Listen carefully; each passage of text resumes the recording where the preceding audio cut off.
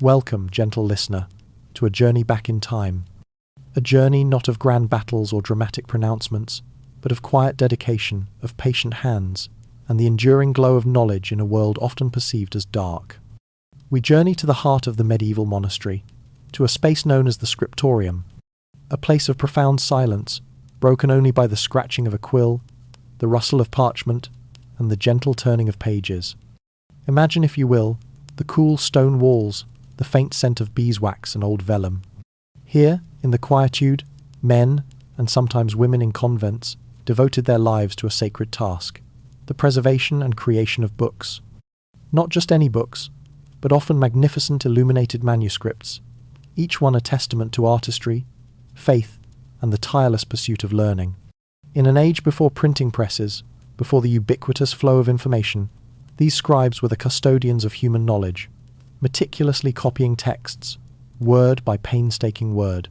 Tonight, we will delve into their world. We will trace the slow, deliberate rhythm of their days, explore the fascinating processes of their craft, and perhaps find a measure of peace in the contemplation of such quiet, sustained effort. Let us drift back to a time when a single book could take months, even years, to complete, and each page was a canvas for devotion. Our story does not begin with a word, nor even with a pen. It begins with the earth, with the pastoral rhythms of the monastery's own lands. For before a single letter could be formed, a surface was needed. A surface that was durable, supple, and worthy of the sacred texts it would carry. In the medieval world, that surface was parchment, a material born from a slow and laborious alchemy that transformed the humble skin of an animal into a luminous canvas for the ages. To understand parchment, we must first understand what it replaced. In the ancient world, the dominant writing material was papyrus, made from reeds grown along the Nile. But papyrus was brittle. It cracked when folded, and was susceptible to moisture and decay, especially in the damp climates of northern Europe. It was a material suited to scrolls, not to the sturdy, page-turning books or codices favoured by the early Christians. So, a new solution was needed, one that was both resilient and locally sourced. The answer was found in the flocks and herds that dotted the European landscape. The very word parchment is a whisper of history, derived from the ancient city of Pergamon, whose library, in a great rivalry with Alexandria, perfected the art of treating animal skins for writing. When a scribe referred to their material, they might speak of vellum, the finest quality, made from the delicate skin of a newborn or stillborn calf. Or they might speak of parchment, more commonly made from sheep or goat. Each had its own character. Vellum was prized for its smooth, almost flawless surface and creamy white colour. Sheepskin parchment was often slightly greasier due to the lanolin in the wool, which could affect how the ink was absorbed, while goatskin was known for its durability and fibrous texture. The creation of this material was a craft in itself, often undertaken within the monastery or by specialized artisans nearby. It began with the selection of the skin. A healthy animal, free from too many scars or insect bites, would yield the best result. Once the skin was removed, the clock began to tick. The first step was a thorough washing in cold, running water, perhaps in a stream that flowed through the monastery grounds. For days, the skin would be submerged, the gentle current washing away dirt and impurities, softening it for the next, more transformative stage. This next stage was the lime bath. The skins were placed in large wooden or stone vats filled with a milky solution of slaked lime and water. This alkaline mixture had a crucial purpose. It loosened the hair at its root and began to break down the fats and fleshy remnants attached to the skin. The air around these pits would have been thick with a pungent chemical smell. For a week, or perhaps 2, the skins would soak, turned periodically with long wooden poles to ensure the lime penetrated every part. This process also caused the skin's collagen fibers to swell and plump up, a key step in creating the final, opaque surface. When the time was right, the sodden, heavy skins were pulled from the vats. They were then draped over a large, curved wooden beam, known as a beaming board. Here, the parchment maker, a figure of considerable physical strength, would set to work with a long, 2-handled, blunt-edged knife. Pressing down, they would scrape away the now loosened hair from one side, and then turn the skin over to remove any remaining flesh and fat from the other. It was repetitive, arduous work, requiring a steady hand to avoid gouging the precious material. The sound would have been a wet, rhythmic scraping, echoing in the cool air of the workshop. Now cleaned, the skin was ready for its most crucial transformation: stretching. It was attached to a large, upright wooden frame called a hearse. This was not done with nails, which would tear the skin. Instead, small, smooth pebbles, called pippins, were wrapped into the edges of the skin, and cords were tied around these bundled knobs, connecting them to adjustable pegs on the frame. By tightening these pegs, the skin could be stretched, slowly and evenly, in all directions. It was stretched until it was as taut as the head of a drum, the tension revealing its translucent potential. As the skin dried on the frame over several days, it would shrink and tighten, the collagen fibers realigning themselves into a dense interwoven sheet. It was at this point that the final, most delicate scraping took place. Using a special crescent-shaped knife called a lunellum, the parchmenter would meticulously scrape the surface of the drying skin. This was an act of incredible skill. Too much pressure, and the knife could slice right through. Too little, and imperfections would remain. The goal was to achieve a uniform thickness and a perfectly smooth surface on both sides, the hair side and the flesh side. The sound was now a dry, whispering rasp, as microscopic layers were shaved away, revealing the pristine surface beneath. Even after it was cut from the frame, the work was not done. The finished sheet, now stiff and almost ethereal, was given a final polishing. The parchmenter would rub the surface with a block of pumice stone, creating a fine, velvety nap that would gently grip the ink from the scribe's quill. Then, a fine powder of chalk or pounce might be dusted across the surface and rubbed in, further absorbing any residual oils and preventing the ink from bleeding. What emerged from this long and often foul-smelling process was a material of quiet beauty and incredible resilience. A single sheet of parchment could last for over 1,000 years. It was strong enough to be stitched into bindings, yet supple enough to turn as a page. It could even be reused. If a text was no longer needed, the ink could be painstakingly scraped away, and the page, now a ghost of its former self, could be written upon again. We call these reused pages palimpsests, and they are like secret windows, where modern technology can sometimes reveal the lost words hidden beneath the new. So, when we imagine the scribe beginning their work, we must first remember this. The page before them was not a cheap or disposable commodity. It was the product of immense labour, a testament to a deep understanding of natural processes, and in itself, a valuable object. A single large Bible might require the skins of over 200 calves. The very foundation of the book was a silent monument to the life and labour that had come before. With the parchment prepared, cut and stacked in pristine sheets, we can now enter the space where it would be given a voice. We move from the earthy, physical world of its creation into a realm of stillness, concentration and sacred duty, the scriptorium. The word itself simply means a place for writing, yet this humble description belies the profound importance of the space. It was the intellectual heart of the monastery, the engine room of cultural preservation. The location and design of the scriptorium varied over the centuries, and from one monastic order to another. In the early medieval period, especially in the milder climates of Italy and southern France, the scriptorium was often not a room at all, but rather a covered walkway in the cloister. The cloister, the square, open-air courtyard at the centre of the monastery, was a space for quiet contemplation and movement. Here, along one of the arcades, individual carrels or desks would be set up. Imagine a scribe at work, the cool stone pillars at his back, the scent of the herb garden drifting in from the central garth, the sound of sandals on stone the only interruption. While romantic, this setting was fraught with challenges. The scribes were exposed to the elements, the biting winter wind, the dampness of a rainy day, and the ever-changing light. Recognizing these difficulties, later monasteries began to construct dedicated scriptoria. These were often long, narrow rooms, frequently located on the upper floor, above the warming room, so that some residual heat might rise through the floorboards to offer a small measure of comfort. The most crucial element of their design was light. The room would be lined with as many windows as the architecture would allow, often facing north to provide steady, even, indirect light throughout the day, which was ideal for detailed work, and avoided the harsh glare of the direct sunday.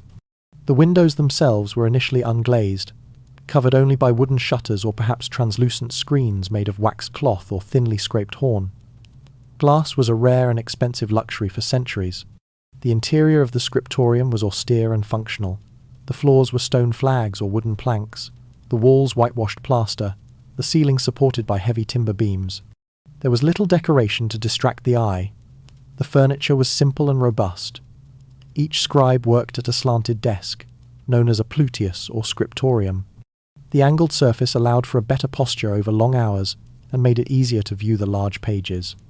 The desk might have a raised shelf to hold the exemplar, the book being copied, and small recesses for inkpots. The scribe sat on a simple backless wooden stool or bench. Comfort was not a priority. Discipline and focus were. During the cold months, a scribe might have a heated brick or a small basin of coals near his feet, though fire was a constant and terrifying hazard. A single stray spark could destroy in minutes what had taken generations to create. The fear of fire was so great that candles were often forbidden, meaning that the working day was dictated entirely by the rising and setting of the Sunday. But the defining characteristic of the scriptorium was not its architecture or its furniture. It was its silence. Under the rule of Saint Benedict, which governed the lives of many monks, work was a form of prayer, labora est ora. The copying of sacred texts was seen as a profound act of worship, an act that demanded a sacred atmosphere. A strict rule of silence was enforced. To speak was to break the sanctity of the space and disrupt the intense concentration of one's brothers. How, then, did they communicate when necessary? To request a new quill, a different pot of ink, or the loan of an exemplar? They developed a sophisticated and beautiful system of sign language, known as monastic signer. These gestures were an entire lexicon of silence. To ask for a book, a scribe would make a motion with his hands as if turning a page. For a specific type of book, the signs became more detailed. For a psalter, the Book of Psalms, he might make the shape of a crown on his head, referring to King David. For a pagan text, he might scratch his ear with his finger, like a dog scratching at a flea, a small, but telling, piece of monastic judgment. This silent language allowed the scriptorium to function efficiently without a single word being spoken, preserving the deep, contemplative quiet that was so essential to the work. Let us imagine the rhythm of a day in this silent world. The scribe would rise before dawn for the first prayers of the day, matins and lauds. After a sparse morning meal, he would enter the scriptorium as the first light began to fill the sky. The day was not measured by a clock on the wall, but by the sun's journey and the sound of the monastery bells calling the community to prayer at regular intervals. Prime, terce, sext, none, vespers, and finally, complin. The periods of work were nestled between these services. Each session was a prolonged period of intense focus, broken only by the need to stretch a cramping hand, resharpen a quill, or simply rest weary eyes by gazing out the window at the unchanging sky. The abbot or the Immerse, the librarian in charge of the scriptorium, would move silently among the desks, inspecting the work, ensuring the rules were observed. The atmosphere was one of collective, yet deeply individual, effort, a room full of souls, each lost in their own silent communion with the text before them. This was the sanctuary where knowledge was not just copied, but cherished, protected, and given new life in a world that desperately needed its light. Let us now draw closer to the scribe's own desk and examine the humble, yet essential, tools of his trade. These were not mass-produced instruments, but objects often crafted and maintained by the scribe himself, each one an extension of his hand and a testament to his skill. The creation of a single perfect letter depended on the precise harmony between quill, ink, and parchment. The most personal and vital of these tools was the quill pen. For over 1,000 years, it was the primary instrument of writing in the Western world. It was almost always made from the flight feather of a large bird, typically a goose, as their feathers were plentiful, strong, and flexible. Swan feathers were even more highly prized for their size and durability, while crow feathers were excellent for very fine, detailed lines. The best quills came from the 5 or 6 primary feathers on the bird's left wing. The natural curve of these feathers bent away from a right-handed writer's line of sight, making them more comfortable to use. A left-handed scribe would have sought out feathers from the right wing. A freshly plucked feather was not yet ready for writing. It was still soft and oily. It had to be cured, a process sometimes called dutching. The scribe would plunge the barrel of the feather into hot sand or ash, which would heat it, hardening the keratin and driving out the natural oils. This made the quill more durable and less likely to split unpredictably. Once cured, the delicate art of cutting the quill began. This was a skill every scribe had to master, and it was performed with a small, very sharp knife, known as a penknife, the direct ancestor of the pocket knives we know today. First, the scribe would make a long, sloping cut to remove the very tip of the feather's barrel.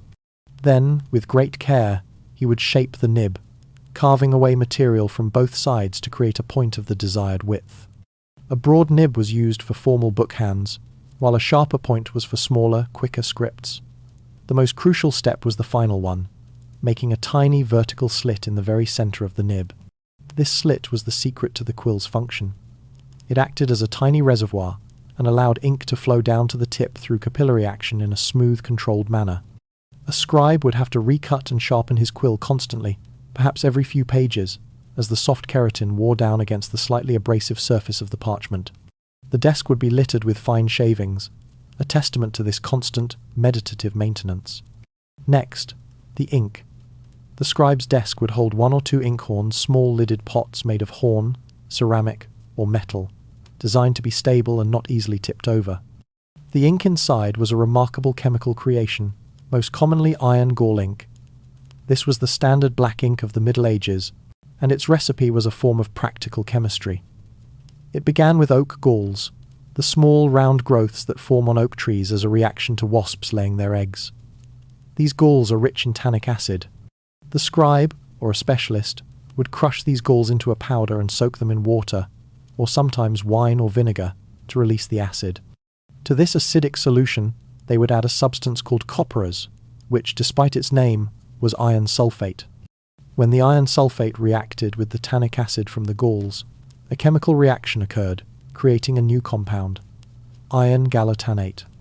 Initially, this liquid was pale and watery, but upon exposure to the oxygen in the air, it would oxidize and darken into a deep, velvety, waterproof black. To give the ink better body and help it bind to the parchment, a binder was added, usually gum arabic, the hardened sap of the acacia tree, which was imported from the Middle East. This remarkable ink actually bonded with the parchment, biting into its fibers, which is why it has remained so stable and legible for centuries. In fact, over time, some iron gall inks have eaten right through the page, leaving a lace-like pattern of missing words. For headings, initial letters, or corrections, a different colour was needed. This was the role of rubrication, from the Latin rubrica, meaning red ochre. Red ink was most often made from minerals like minium, which is a form of lead oxide, or the more expensive and vibrant vermilion, made from ground cinnabar, a toxic mercury sulfide. The bright, vivid red provided a beautiful contrast to the black text, helping to guide the reader's eye through the manuscript. Before any of these beautiful inks could touch the page, however, the parchment folio needed its invisible architecture. A scribe never wrote on a blank page. To ensure straight, evenly spaced lines of text, the page was meticulously ruled. First, the scribe would take a sharp awl or a compass and make a series of tiny pinprick holes down the outer margins of the page. He might prick through an entire quire or gathering of pages at once, ensuring that the rulings would align perfectly from one page to the next. Then, using these pinpricks as a guide, he would draw the lines. This was done with a straight edge and a tool that would not leave a permanent mark. Sometimes, a plummet, a small piece of lead or silver alloy, was used, which functioned much like a modern pencil, leaving a faint grey line that could be erased later. More often, however, scribes used a dry-point stylus, a tool with a blunt, smooth point. By pressing down with the stylus, the scribe would create a subtle groove or furrow in the parchment. This line was visible to him as he worked, but it became almost invisible to the reader once the page was filled with text. This intricate web of horizontal and vertical lines dictated the layout of the entire page, the width of the columns, the size of the margins, and the spaces to be left for illustrations or large initial letters. It was a precise, mathematical process, the hidden scaffolding upon which the beauty of the final page would be built. Only with these tools prepared and this foundation laid could the slow, sacred act of writing finally begin. With his quill freshly cut, his ink settled in its horn, and his parchment ruled and ready, the scribe could now begin the central act of his labour, the transmission of words. This was a task of immense responsibility, an act of intellectual and spiritual stewardship. The scribe was a conduit, a living bridge between the author of the past and the reader of the future. His goal was not self-expression, but perfect fidelity. On a stand next to him, or perhaps on the upper shelf of his desk, lay the exemplar, the master copy from which he worked. This exemplar might be a treasured volume from his own monastery's library, or it could be a book loaned from another religious house, sometimes hundreds of miles away. In the later Middle Ages, particularly around the burgeoning universities, a system known as the Petia system developed. A university-approved master copy would be left unbound, in separate sections or petiae, with a licensed stationer. A scribe could rent one section at a time to copy, allowing multiple copies of a text to be made simultaneously. This was a small but revolutionary step towards the wider dissemination of knowledge. The scribe would read a small portion of the text from the exemplar, a phrase or a short sentence, commit it to his short-term memory, and then turn to his own page to transcribe it. This process, known as per cola et comata, or by clause and phrase, was slow and deliberate, designed to minimize errors. He would dip his quill into the inkhorn, ensuring just the right amount of ink was held in the nib, and then, with a steady hand, begin to write. The script itself was a highly disciplined art form. In the early medieval period, under the influence of the Emperor Charlemagne's reforms, a clear and elegant script known as Carolingian minuscule became standard. Its rounded, well-spaced letters were celebrated for their legibility and beauty. It set a standard for clarity that influences the fonts we use to this day. As the Middle Ages progressed, however, parchment remained expensive, and a desire to fit more words onto a single page led to the development of a new style, Gothic script, or textura. This script was more angular, condensed and upright. The letters were packed closely together, creating a dense woven texture on the page, hence the name textura. While visually stunning, its dense nature could make it more difficult to read. The scribe had to master the precise sequence of strokes the ductus required to form each letter perfectly. Imagine the physical reality of this work. The scribe would be bent over his desk for 6 to 8 hours a day. His posture was fixed, his focus absolute. The only movement was the controlled dance of his forearm and hand across the page. The only sound was the faint, rhythmic scratching of the quill, a sound that would have filled the quiet air of the scriptorium. He had to be mindful of pressure, of the angle of the nib, of the consistency of the ink. A moment's lapse in concentration could lead to a blot, a misshapen letter, a skipped word. It was a practice in mindfulness that lasted a lifetime. Eye strain, back pain, and hands cramped into a claw-like shape known as writer's cramp were the constant companions of his profession. Despite this intense focus, errors were inevitable. A tired eye could easily mistake one word for another, or skip an entire line if 2 lines on the exemplar happened to end with the same word, an error known as homoteluten. How were these mistakes dealt with? There was no delete key, no easy fix. The most common method of correction was erasure. The scribe would take his penknife, or a specialized scraping knife called a rosorium, and carefully, delicately, scrape the ink away from the surface of the parchment. The resilience of the material meant it could withstand this careful abrasion.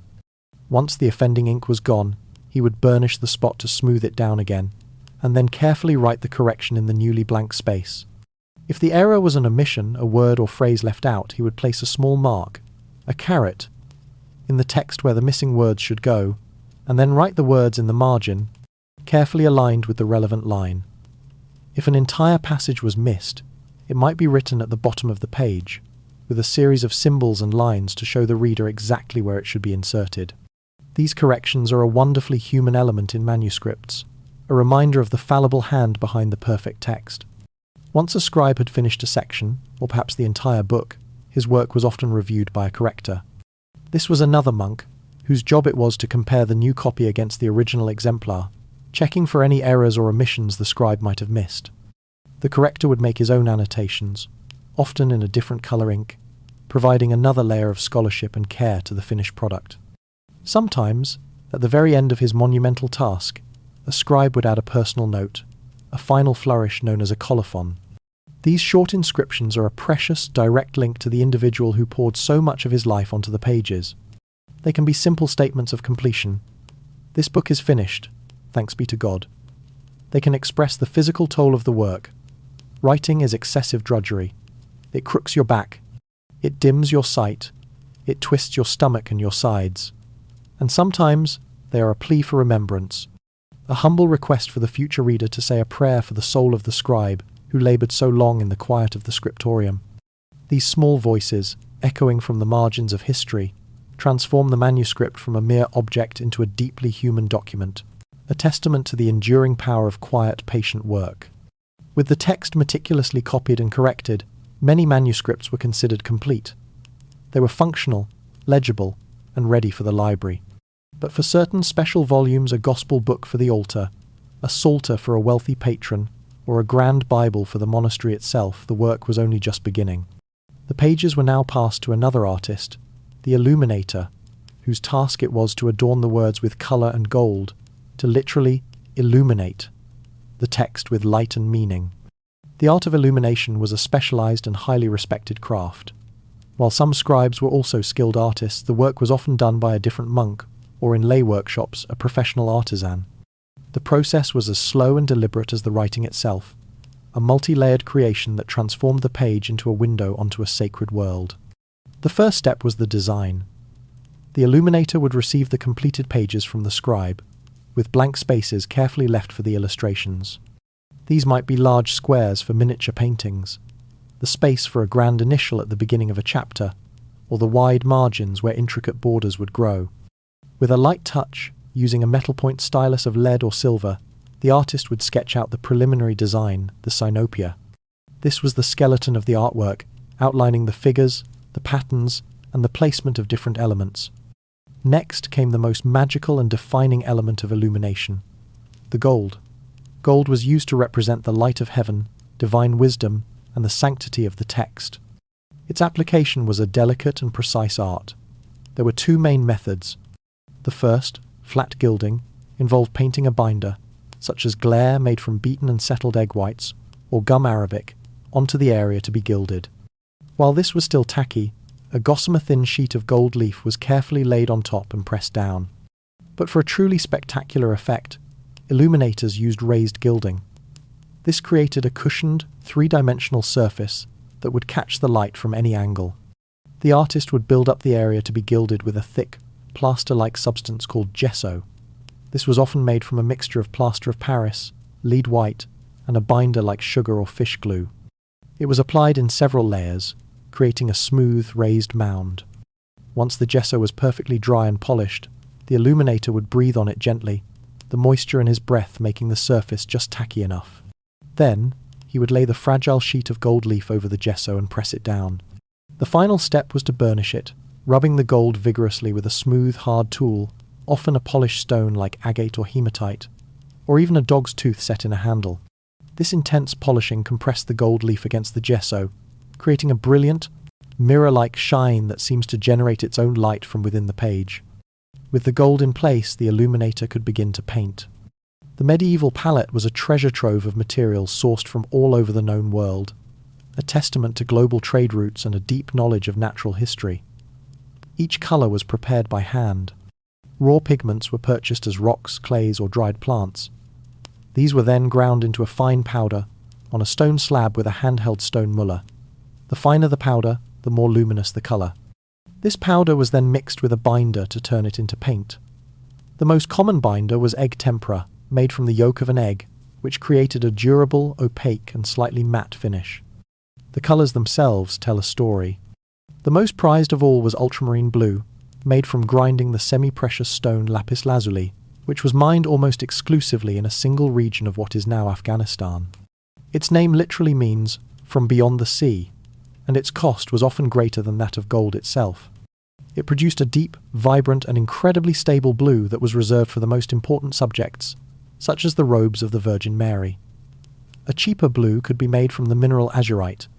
Vibrant reds came from vermilion, made from the toxic mineral cinnabar, or from kermes, a pigment made from the dried bodies of tiny scale insects that fed on oak trees.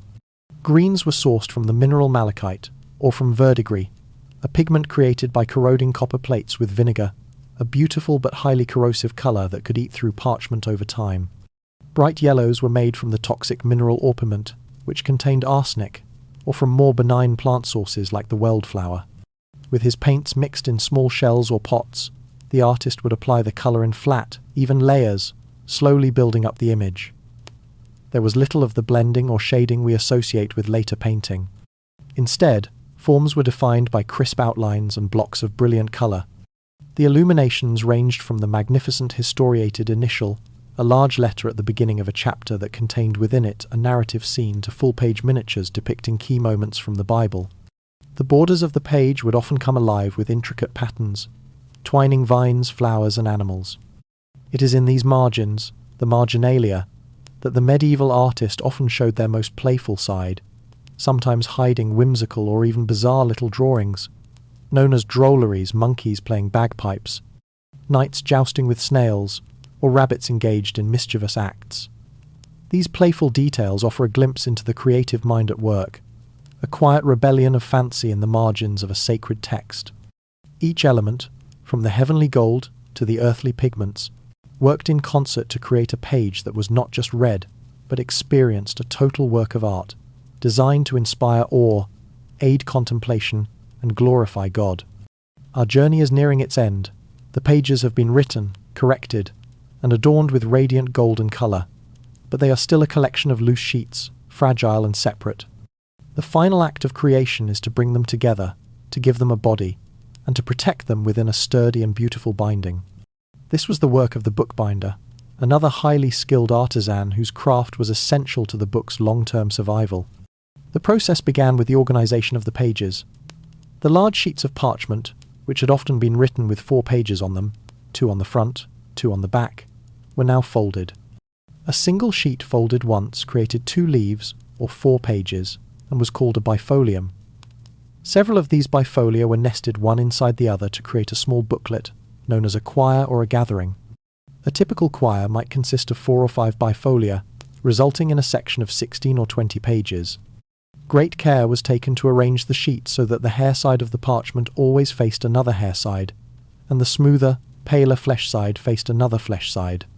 This created a more uniform and pleasing appearance as the reader turned the pages. Once all the quires were assembled in the correct order, they needed to be sewn together. The binder would place the quires, one by one, into a sewing frame, a wooden device that held several strong cords or leather thongs taut and vertically. Using a long needle and durable linen thread, the binder would sew through the central fold of each quire, looping the thread around the taut cords in the frame. This process, known as sewing on raised supports, attached each quire securely to the next, and also to the cords that would eventually form the backbone of the book. The rhythmic in and out motion of the needle, the pulling of the thread, the slow building of the text block. It was a quiet structural craft, ensuring the book would be both strong and flexible. At the top and bottom of the spine, decorative and structural bands of coloured thread, known as end bands, were often sewn in, adding a touch of colour and helping to protect the edges of the pages. With the text block fully sewn, the next stage was to prepare the covers. Medieval book covers were not made of cardboard but of solid wood, usually well-seasoned oak or beech. These wooden boards were cut to size, and their edges were often beveled or shaped.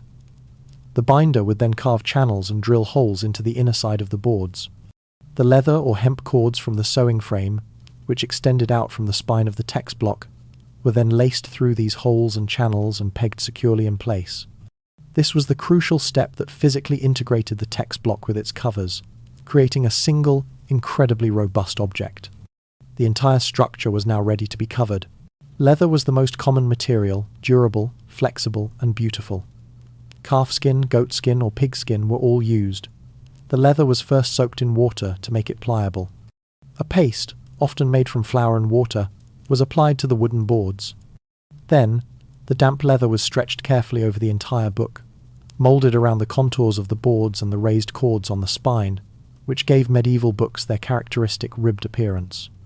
The edges of the leather were neatly folded over the inside of the boards and glued down. The book was then left to dry, often under pressure, for several days. Once the leather was dry and tight, it could be decorated. This was often done using a technique called blind tooling, The binder would use heated metal tools, stamps, rolls, and fillets with patterns carved into them, and press them firmly into the leather. The heat and pressure created a dark, impressed decoration that was subtle and elegant. For more luxurious bindings, this could be combined with gold tooling, where gold leaf was pressed into the impressions. Finally, to protect the book and keep the parchment pages from warping due to changes in humidity, metal furniture was often added. Ornate clasps, usually of brass or bronze, were attached to the edges of the covers, allowing the book to be held firmly shut.